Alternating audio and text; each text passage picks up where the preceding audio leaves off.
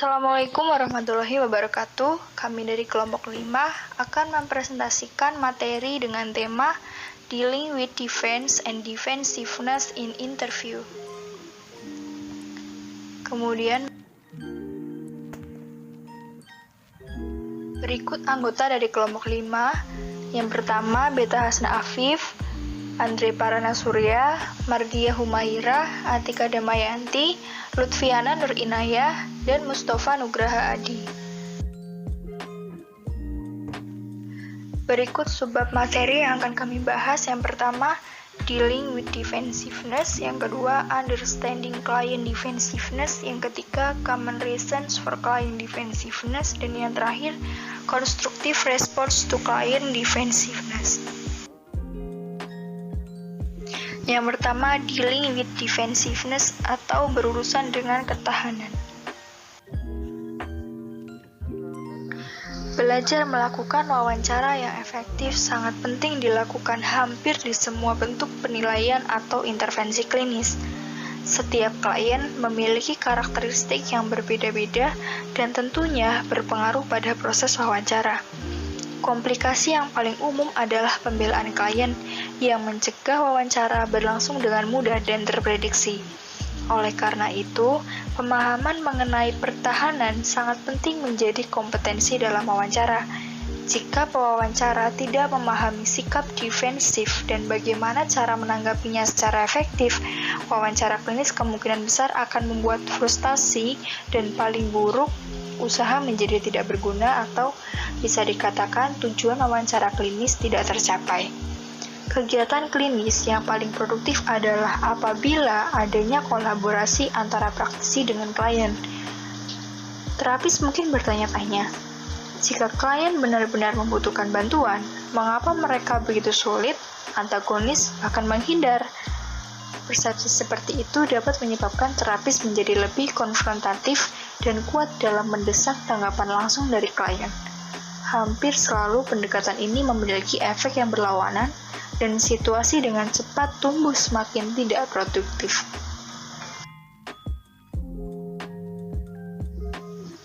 Mengidentifikasi dan mengklasifikasikan perilaku defensif. Teks pengantar tentang teori kepribadian biasanya mengkategorikan pertahanan atau defensiveness ke dalam jenis yang berbeda. Misalnya, represi, penolakan, proyeksi, dan pembentukan reaksi.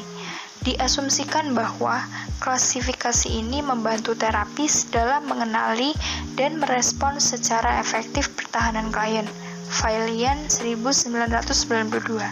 Namun, mengidentifikasi suatu perilaku sebagai defensif dan mengklasifikasikannya menurut tipologi justru tidak efektif, malah akan membuat klien menjadi tidak nyaman.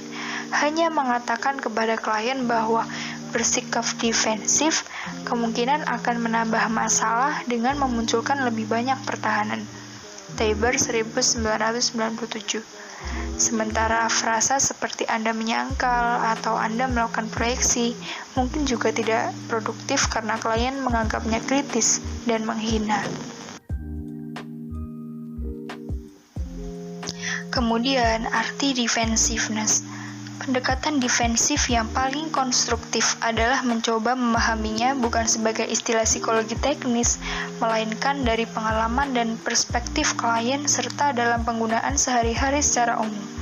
Menurut Benjamin 1995, pembelaan adalah perlindungan.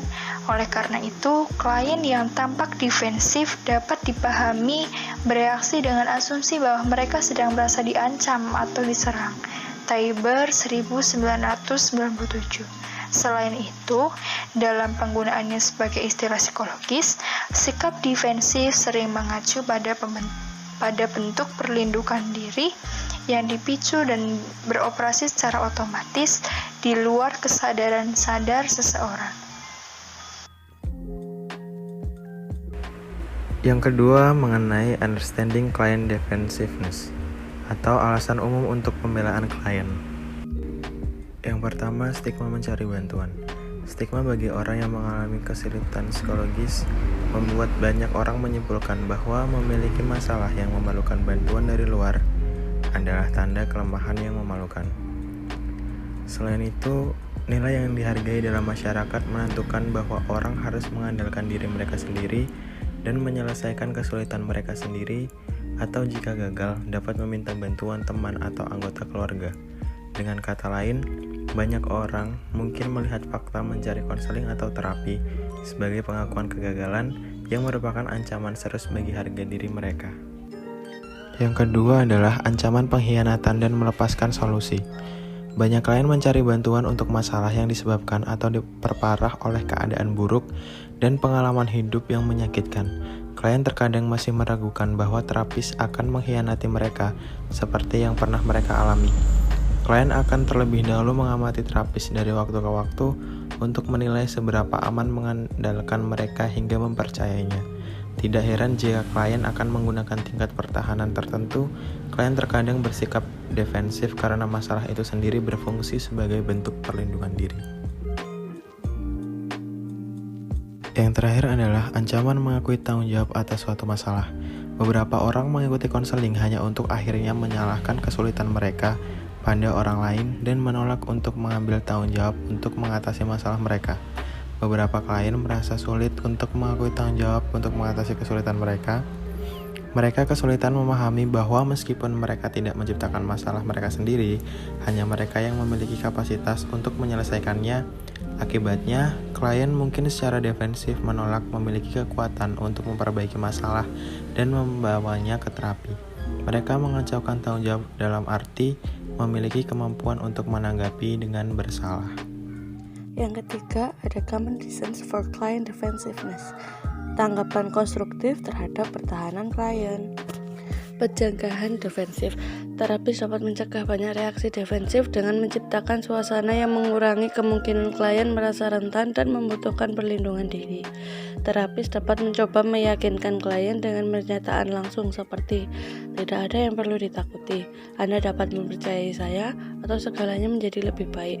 Kemungkinan besar akan terjadi efek kebalikan yang tepat." Terus memantau kualitas interaksi dan hubungan dengan klien. Terapis membangun hubungan sehingga klien lebih merasa nyaman daripada terancam karena banyaknya sikap defensif dapat dihindari melalui pemantauan rutin tingkat keamanan klien dan kualitas hubungan terapis klien. Jangan bergerak terlalu awal kepada posisi yang berarah dan beralasan. Dalam wawancara awal, terapi harus ingat bahwa klien tidak mengenal mereka dan bahkan mungkin tidak sepenuhnya paham tentang tujuan atau format wawancara. Lalu, terapis harus paham apakah wawancara tersebut merupakan evaluasi penilaian atau awal dari rangkaian terapi. Sangat penting dalam wawancara penilaian untuk menanyakan klien sejak awal mengapa mereka berpikir mereka membutuhkan evaluasi. Cara ini, terapis dapat memperbaiki kesalahpahaman yang mungkin menimbulkan kekhawatiran dan penghindaran yang tidak perlu di pihak klien. Yang keempat, kenali legitimasi dari ancaman yang dirasakan. Mengenali kebenaran adanya ancaman yang dirasakan klien. Ketika klien merasa nyaman dan merasa terapis berhasil mengatasi sifat defensifnya, maka sifat defensif akan menghilang dari klien. Kemudian yang terakhir adalah mengantisipasi potensi ancaman atau mengantisipasi potensi ancaman dengan melanjutkan ke topik lain ketika klien belum siap. Kemudian yang keempat yaitu constructive response to client defensiveness atau menanggapi reaksi defensif. Berikut adalah kemungkinan tanggapan untuk reaksi defensif. Yang pertama yaitu tidak melakukan apa-apa. Dalam banyak kasus, respon awal yang lebih efektif adalah tidak melakukan apa-apa atau dengan kata lain, mengambil pendekatan tunggu dan lihat. Karena hal tersebut dapat berguna dalam mengidentifikasi dan memahami sikap defensif pada klien. Tanggapan yang kedua yaitu selaras dengan fungsi klien. Hal ini dapat dilakukan misalnya dengan secara terang-terangan mendorong klien untuk memperlambat atau menunda menghadapi materi yang mengancam sampai mereka benar-benar siap melakukannya sambil menegaskan pentingnya menanganinya. Kemudian yang ketiga yaitu diskusikan perilaku bertahan secara langsung. Pendekatan langsung kemungkinan besar akan efektif setelah reaksi defensif dibiarkan berkembang sepenuhnya.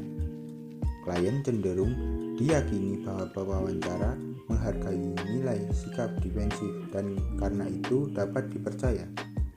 Biasanya pada saat itu klien berada dalam posisi untuk mengakui dan melepaskan perilaku defensif. Yang terakhir yaitu ringkasan. Defensif menunjukkan upaya untuk mempertahankan perlindungan diri dalam menanggapi ancaman yang dirasakan. Mudah bagi pewawancara untuk menjadi jengkel dengan reaksi defensif, melihatnya sebagai hambatan untuk mencapai tujuan wawancara. Namun, penting untuk dipahami bahwa kapasitas untuk perlindungan diri adalah komponen yang diinginkan dan penting dari fungsi yang efektif dalam masyarakat yang kompleks dan penuh tekanan. Kemungkinan mengembangkan reaksi defensif sangat berkurang ketika terapis menyadari aspek situasi wawancara yang berpotensi mengancam. Kemudian dapat pula menghargai legitimasi perlindungan diri dan membangun serta memelihara hubungan yang mendukung dan tidak mengancam dengan klien.